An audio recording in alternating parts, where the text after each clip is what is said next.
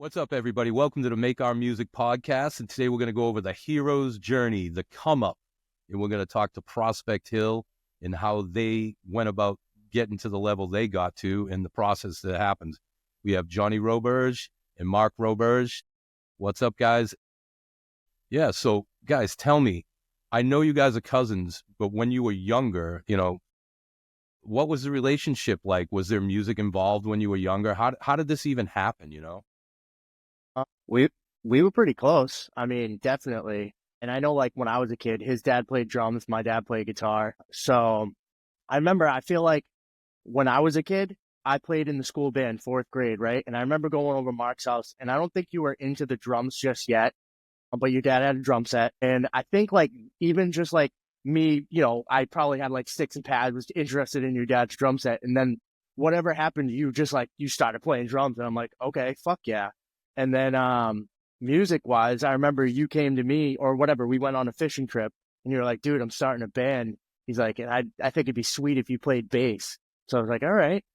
And I feel like you always knew I like was into music kind of because I tried to like do things with Brian and Paul, our other cousins. They had like I don't know, their dad had a drum set or whatever. So, and I had like gotten a Toys R Us guitar when I was like 10 or something. Hell yeah. Had a built-in amplifier. It was pretty cool. But my dad wouldn't teach me. Like, he'd try to show me how to play something, and then he'd just kind of get aggravated. No patience. So, yeah. So Mark told me to get a bass, and I was like, all right. And I, got some money together, got a couple. I got a bass and a little amp, and then we started jamming. Mark was jamming with other people too, though. And I feel like there was like after a year, I was like, I want to play guitar, and then it kind of.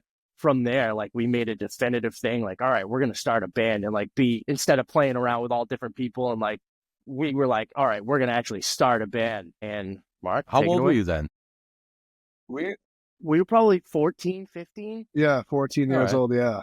Yeah. And simultaneously, like Johnny, I was like he's saying, I was like jamming with all these other guys that I met through like other friends that played, either guitar or bass, which were all kids like Johnny knew too, because he went to school with them when he was younger, which is funny. It was just like kind of a small world there. And I was just kind of like trying to like put together a band, like whoever I could, ultimately, like my father came home with a Godsmack CD when I was like 12, 13 years old and threw it on the bed and was like, hey, I went to high school with this guy. And that kind of like, that's what the thing that triggered me, John. It was like realizing like, wait a minute, this guy from my area could do this and create this music. Cause I was like, wow, blown away. It was amazing. And so it made it super attainable. It was like right there. So I started playing drums because they were in the basement. I mean, if he had a guitar, I would have started playing guitar, but there was a drum set. So I started smashing that. And then, I remember I met Derek. He was a new kid in school in like 7th grade. They put him right next to me. It's funny, cause like it was like super like Dominican, Puerto Rican where we're from. Like, so I was only a couple like white kids. And so they naturally stuck Derek next to me. And I remember like not liking him at first because he was like stuck up, like kind of like, oh, this place sucks compared to where I came from. And I'm like, dude, you have a stained t-shirt. Your shirt has a stain on it. Like, shut up. You know what I mean? Like, not a stained t-shirt. Like, not stained the band. No, you meant the band. Like, it's like, oh, where I come from is so much better. And I was like, shut up. And then at first I was like, this kid sucks. And then he flipped over his notebook. I remember the moment and it had a corn sticker on it. And so like me being like, who I was at school, like grew up with all these kids, but like none of them were into rock music. And so I was like, whoa, like you like Korn? Cause I like fucking love Korn. And he was like, yeah, I love Korn. I've seen him like 5 billion times, like whatever he said. And I was like, oh my God. I was like, I was like, that's awesome. I'm like, I play drums and I'm starting a band. He's like, oh really? I'm a singer. And he was like, I'm looking to be in a band. And I was like, oh, sweet. I was like, you want to try out for my band? And I probably hit up Johnny. It was like, hey, I got some kid that wants to. Yeah, I remember the weekend. Yeah, he came over that weekend. And I think you had written Spent already. You had like your dad's guitar too. You did that little riff, the bum, bum, bum, bum, bum, bum, bum. It was simple, but it was cool. And then I don't know if you wrote lyrics or if he wrote lyrics. Something, but you just started screaming. And we were like, whoa, this kid screams fucking sick. No, that was the second time. So the first time he showed up to my house with Derek Powell, right? This is his best, like one of his best friends from back in the day. And he showed up to my basement and he screamed Counterfeit by Limp Bizkit. And he was just going nuts in my basement. I was like, oh, wow, that's awesome. Like, all right, you're in. and then hit Johnny up. And then we went to his house. I think it was his house where we were in his basement. And then I had those lyrics written for that song Spent and that little riff. And then he went nuts and we were jamming in his basement. I remember jamming it there, right? I think that's where it was. I remember being in your room for this instance, but yeah, either way. Yeah. We definitely jammed at his house too. Yeah. Your two houses were the spot. And so like then we started, building the band from there. Format. Yeah, we brought in it was like every friend we had was like in the band for a minute just to kind of like we were just weeding through who was in it, who could be in it, and then we did a talent show, but you weren't involved in that, Johnny, for some reason.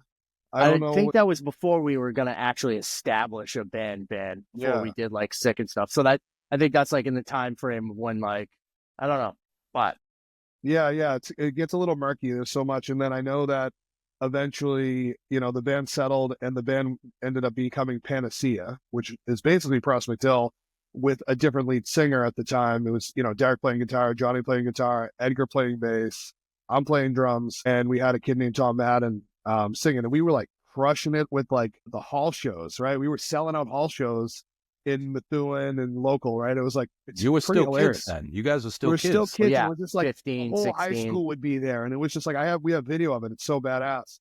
Yes. And we put out like a demo, which was like we considered a release, but looking back, it's like a shitty ass demo. And but people loved it. It was so bad. It was like, but it's still like I listen back, I'm like, well, that's pretty cool. Some of that shit was pretty cool. It had a vibe. For sure. Yeah, and it was, and so then it just kind of like kept going from there. Where eventually we swapped out singers, and then Johnny actually left the band because I left before Chris, right? Yeah. Yep. Yeah, because I lived in Manchester, so I was like half an hour away, 35 minutes away, and then just life just wasn't doing great in school. You guys were all my friends. You guys were at a completely different school, and just life things. And then I remember it was like MapQuest days, and we had a show at like, I don't know, one of the halls, like the VFW or whatever, and I like MapQuested the wrong place, and I was at like the Sons of Italy or something, like completely different place, not even close, and I'm like, and I was late, and then it was like, all right, and then I don't know, I think I didn't show up for like the next practice, and then I was like, all right. Well, I think your mom was like pressuring you too. She didn't want you to be in it. Yeah, because your grades were bad, and she thought it was like a bad influence, and it was a waste of your focus. And she was right. Yeah. She was definitely. And then, so he ended up taking a hiatus pretty much for years, but he was still kind of like always around, involved. He played in another band. Yeah, you'd always, every time you guys were doing something, go to gyms or whatever, or a show, I'd tag along. I was still definitely involved in like just being there, you know what I mean? Yeah. Andy took my spot at the time. Andy filled in, and then, obviously from there, the band continued to go out. We had multiple releases, started touring. And then there was that moment in time when Andy had to step aside, and we brought Johnny back in, and then Johnny's been back ever since, which was around like what, 2010? Yeah, 2010, maybe 2011. It was right before the release. Yeah, I think it was actually 2011. Yeah, that year. Yeah. You know what's interesting about these stories, especially when you're in that first like 2 or 3 years, and tell me if I'm wrong, because this is me. You completely suck, but in your mind, you're unbelievable. You're the fucking greatest. And then years later, when you actually become good, you're like, you suck. Were you guys experiencing any of that?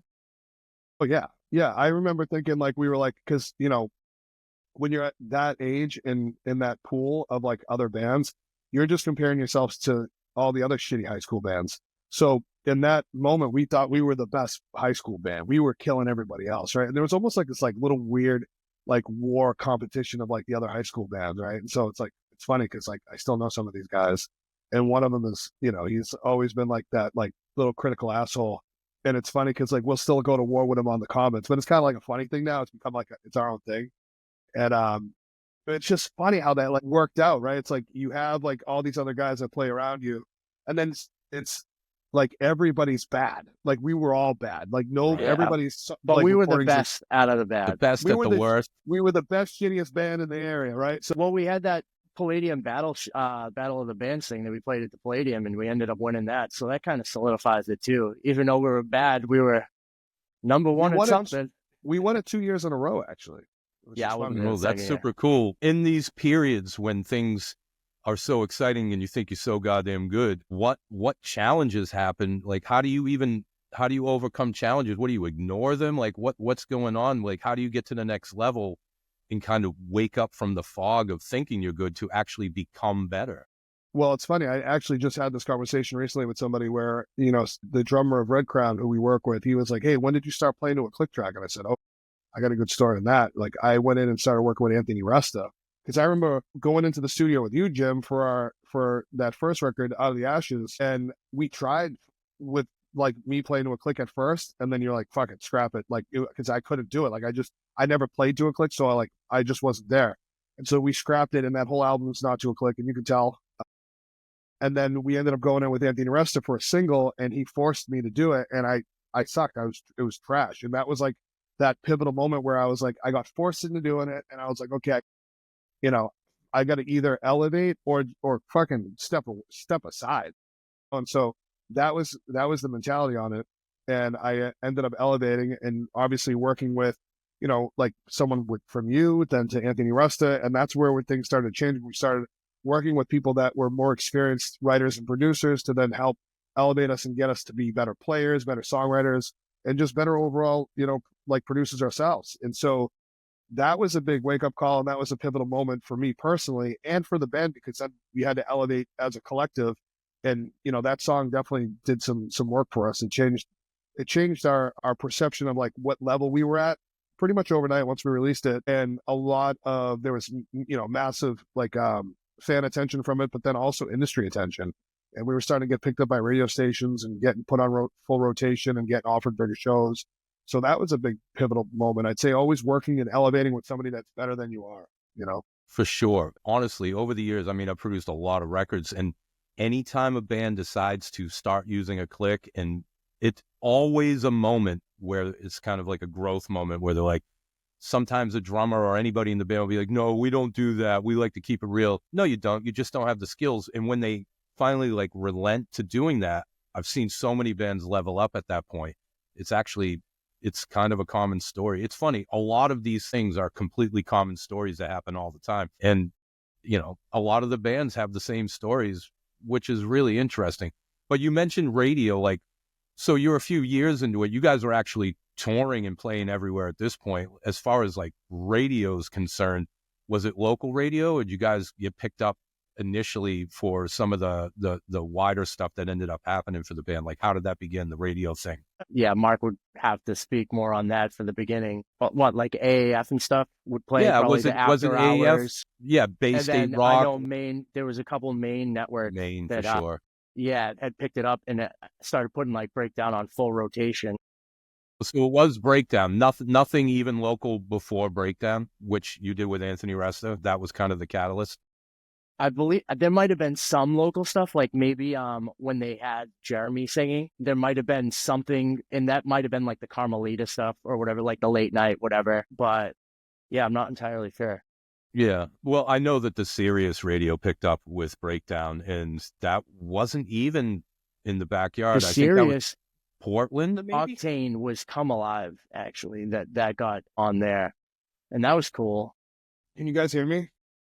Yeah. Yeah, we can hear you. Yeah, Can you my hear us? audio, I think it's swapped over, just a heads up. So I think it's on my Yeah, it's on now. it sounds like it's on your laptop right now. But Yeah. so I was saying, like, what was the first bit of radio? Was it local radio? Was Octane, like, was it Breakdown? Like, how did the radio thing begin for you guys? So the first radio I think that airplay that we received was, I believe it was with Breakdown. So we started getting picked up by local like spots on like the app, like he was saying, like the late night shows. But then there was a station out of Maine that picked it up and put it in full rotation. Was it huge? No, it was WTOS up in Bangor, Maine. So program director Steve Smith found out about us, loved the song, started putting it on full rotation, and like immediately we were being requested more CDs from Bomos Music, which is the retailer up there, a CD retailer. And it went from like, hey, we need 10 CDs to, hey, we need 20 CDs. Hey, we need 50 CDs. Hey, send us 100 of them. And it was like, it was going out of control. It was like the sales were like skyrocketing. So we were being super like heavily received up there. Another station out of Iowa picked it up as well. So then that was taken off. And then we got invited. It's kind of crazy. We got invited to go perform at the Bangor State Fair because now obviously we were getting popularity. And we went and played, and we played in front of like 1,500 people the first time we played up there. And it was like, I remember the moment, like everybody was singing our lyrics back to us, singing the songs, the whole crowd. And I remember the guys turning around and looking at me going like, what the hell? Holy shit. And that was like that moment where we're like, wow, this is working. We ended up staying after for like 3 hours. We sold all of our merch. We signed everything. We met everybody. We hung out with everyone. And then that was on a Sunday. And then Monday, we find out that the radio station got sold and converted to classic rock, and our song got pulled off. We were like, are you fucking kidding me? Like, it was just like, we've had multiple of these moments where like the universe is like testing you and going, yeah, how bad do you want it? Let's see, And so that was like one of the first ones. It was like pretty much got to where it was a big letdown. The program director called us. He's like, sorry, guys. It got sold. There's nothing I can do. I think he got fired, I believe. He got forced to step down, and it was like one of those moments. And then, then we got another one of those moments down the road. We ended up releasing Roller Coaster, and a station out of Tupelo, Mississippi picked it up, and he's playing the shit out of it. And on the way to South by Southwest, I think it was actually on the way back, we got invited to South by Southwest by High Times because we won a High Times award. So we went there, performed, and then we ended up, receiving our trophy, which was like this glass bong you could smoke out of, which was pretty badass. And then on the way back, it was like a Tuesday, we hit Tupelo, Mississippi, and it was sold out. This little like club we were playing, it was like 500-600 people there. And same thing, everyone's singing it. It's awesome. And because we were getting spun big time, the radio station was like really behind us. And Dodson was the guy that was behind us there. And he was the man. He loved us. And, we were taken care of there. It was great. We come home, and I think it was like a few weeks later, maybe not even a month total, that station gets sold and changed and converted into classic rock. It was like everything was just going down. Like active rock was like dying in that moment. Like we were being courted by Universal Records Republic.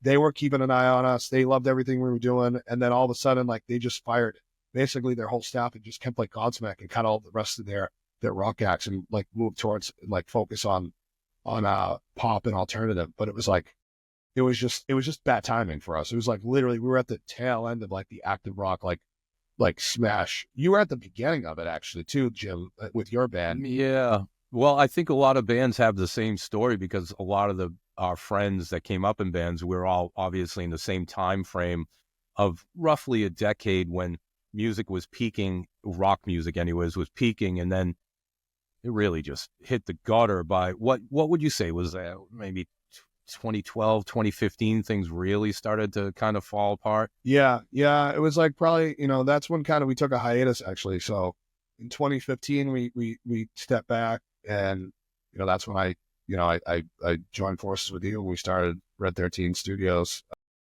But ultimately, it's like Sean at the time too, who's our business partner, plays, and he's one of the hosts that you guys on the podcast as well. He sat out today. But he is in a band called Lansdowne. So, and they're from Boston as well. So when we were coming up together, we were playing shows, and they were touring nationally. We were touring nationally. They went overseas to play with, USO. We went with Armed Forces Entertainment to go perform on Marshall Islands. So like we were kind of doing things like together and parallel, which was nice. They always had like bigger management, which was great. So they were getting like bigger opportunities on the touring side. And then, but like we were basically like supporting each other and touring together and helping each other on the marketing level and helping elevate each other on multiple different, industry initiatives. And then we both kind of came off the road at the same time. So and then we started the company, and now here we are, like, obviously with a full infrastructure, with the label that we have now, with obviously everything we do with all these other artists. And now, we've put Prospect Hill back together, obviously with the lineup change, right? With Edgar singing now, Adam stepped away, and we have a new EP we put out in October. And now we got new releases on the horizon. And, there's a nice little buzz about us right now. We're back, and, we're utilizing 2025 as the, establishing point to hit some of the markets that, have been really craving us to come back to. And so we just hit Maine recently, which was a very successful show. We're going to be announcing a Manchester show. We got another Wally show. Our hometown Wally show is booked. And then we're looking at it in Rhode Island and Connecticut, and like really working on the Northeast around some of these releases. But, there's momentum again, and it's fun, so we're back to having fun. It almost feels like how it felt when we were in high school. Yeah, 100%. It's awesome. It's a great vibe. You know what's cool? Obviously, you guys decided to pick it back up, and so did Lansdowne, and both are experiencing success right now. And I just think it's interesting. Like, I'll go back to one of my statements from earlier. Like, when you know good, you think you're amazing, and then when you start to develop an understanding and you get good, you kind of like, eh. And I think you guys and Lansdowne both at the same sort of times just had these massive awakenings about your talent, how to really be yourselves, how to really write your songs and everything. And ironically, both bands were on hiatus, but luckily for you, you kind of got to turn it around, take some of this knowledge of what we've been doing for other bands and say, we're going to get this band back together. And in my opinion, definitely not blowing smoke up your ass, I literally think your music right now is the best you've ever written. And here we are, like more than 10 years into the game for the band. And I think that's fucking killer, Yeah, no, I agree too. It's just, we're back to like, just writing what we want. But obviously now we have an understanding of how to like properly write a song and structure and produce it properly. So, we're writing and producing all our own stuff, but obviously, Sean's a big factor into that as well. He's on the team. And we also have another writer with us too, who's, he's kind of been like one of our roadies forever, but he's a fan at first, roadie, and then he's integrated himself into our production and is, we've allowed him to come into the writing pool on Prospect, which is Zach. So, shout out to Zach too. He's great. And so like the team that we have right now for, how we write produce. And I mean, obviously too, Jim, you've been in the writing room too for some of the stuff we've been doing on the last batch of releases. So it's good. It's like, we have a great team here and we have the ability to like really scale it now, knowing everything that we know. And now we're just like writing music that we love. We're like, okay, this is dope and it's cool. And it just falls into like the structure of how you should write a song, just because that's what we own. That's what we know now, but we're not like writing for anything in particular. We're not going, okay, we're going to write for radio. We're going to write for, to pitch it to this label. We're just like writing and we're writing. And I think that's where the best stuff comes out. And we're doing that. Yeah. Your guitar player, Derek, said something awesome. Like, I don't know, like 3 months ago when As the World Turns came out, it was a good vibe because the song's killer.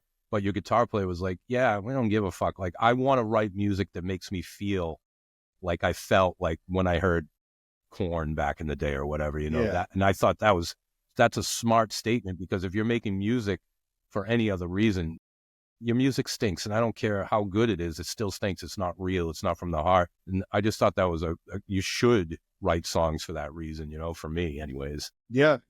Derek's crushing it. Derek's, the big driving force behind all the music that comes out of Prospect Hill. And he's always been, realistically, right? It's like the kid, it's funny because like when he was younger, he learned how to play guitar by writing songs. Like he never was like one of those flashy guitar players he didn't learn how to play like, oh, I want to learn that like Randy Rhoads solo. I want to fucking like, he didn't learn to play guitar to be a guitar player. He learned to play guitar to be a songwriter.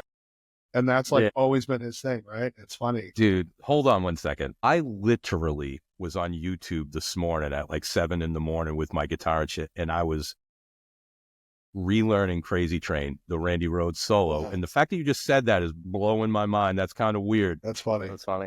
But I was the same way. It is nasty. But I was writing songs because it helped me play guitar. Like, I've never been a guitar player to be like, oh, I'm going to go play. I don't know shit, honestly. I just write songs and then I play my songs really good, but I don't play much else really good because that's not my style. And Derek is definitely the same way. He's more of a creative than he is some kind of like super talented guitar player. No disrespect. Yeah. I'm the exact same way, Yeah. It's funny. Well, he's tight. He's tight at what he plays. Like right. He's like foolproof. He's bulletproof on what he plays. Like whatever, but he's not the flashy, like I'm going to rip a solo right now. Right. So it's like, it's a different element, but his leads are influenced by obviously the new metal where they're like very, creative and unique. And so that's what he's always done. It's kind of funny. Like I always think of this though, but he like learned how to play. I showed him how to play his first song on guitar. Like I couldn't fucking play guitar, but I showed him like Come As You Are. And then he went from there and just took it. And then by Nirvana. And then one of the things that he used to like learn guitar to like know the frets and just like memorize them. Well, like the phone book or something. He would drop D tuning and then would just bar out everybody he knew's phone numbers and he would play the phone number 7868. What? Yeah, and that's how he would know where all the frets were. Dope. That's crazy. That's how he did it, because he had everybody's phone numbers in his head. So he would utilize, to remember that, he would just play everybody's phone number, and then he knew where 6 was on the fretboard. He knew where 9 was. I never have heard this. It's funny. It's kind of a unique thing, because like I've never heard anybody else say that story. And I was like, that's funny that he did that. That's crazy, dude. All right, let's switch gears a little, because I want to know, like, at one point you had a lot of fans, like, considering MySpace and some of the old socials, and, you know, you guys were relentless at touring. How do you keep those fans engaged even through hiatus? How do you reawaken them now that you're putting new music out? Like, how are you doing that? Well, it's a good question, because what we did was, obviously, you know, we've kind of gone through some changes, so we had to like basically shock the fans with saying, hey, Adam's stepping down and Edgar's stepping up, which had happened in the past, right? And it wasn't received very well, because we actually almost like completely changed the style of the band. So that was like it was like 2 shocks, boom, right in a row. And so that didn't do too well. And then, you know, at the time, Edgar wasn't really in a good headspace to be like, hey, I'm the lead singer. He didn't really completely own it yet. And, you know, we were hoping, obviously, to give Adam his time back then to kind of like get back into, you know, into a healthy spot mentally, physically. And he did. So then we brought him back, and then we didn't make it. We kept Prospect Hill like alive by playing a couple local shows a year and putting out a couple releases over the span of like those, you know, 5 years. But it wasn't like full on, and so we kept it engaged enough that it was still alive, and people would still, you know, we were still pulling like 500 people to a show, you know, locally. We did a couple like, you know, flyouts and small stuff, but nothing crazy. And then once we made the announcement of, you know, that Edgar was the lead singer, that kind of reemerged, and that brought some interest to everybody. Like, okay, now what's this going to look like? And then the first thing we put out, you know, was, you know, some teasers of Comfortable Alone. And that was like, people like, okay, this is dope, right? And then we dropped the EP Catalyst, which had, obviously, As the World Turns, is like the focus single, you know, the music video we shot with you.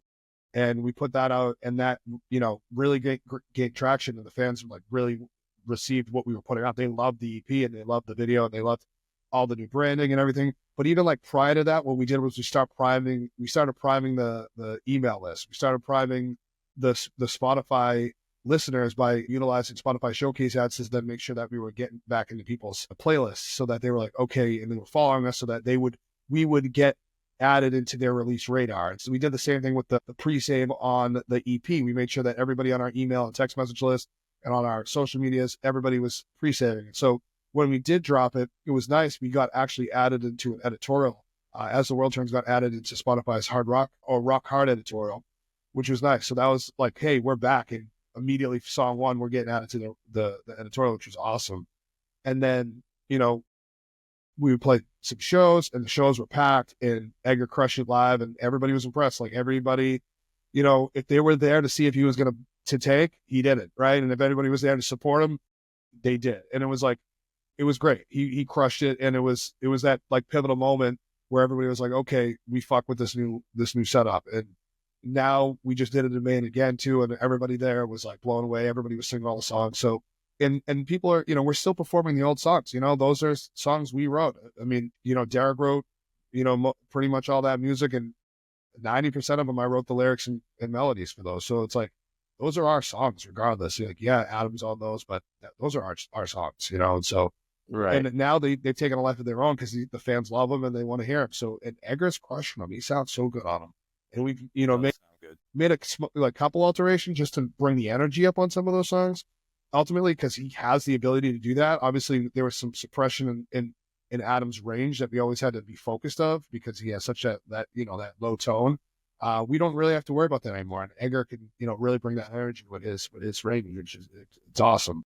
The new energy, that like vibe of the whole crew with all the new music and just the initiative and the focus around what we're doing right now is exciting. And that's resonating outward as well. You know, people really love the content we're putting out, the behind the scenes stuff, the narrative stuff, to tell the story about, you know, where we came from and all that. So all the stuff that I told you, we've been putting out like little narrative, like reels about all that, which helps kind of ignite and people go, oh, wow, yeah, they've been a band for, you know, a long time. They've done a lot of great things.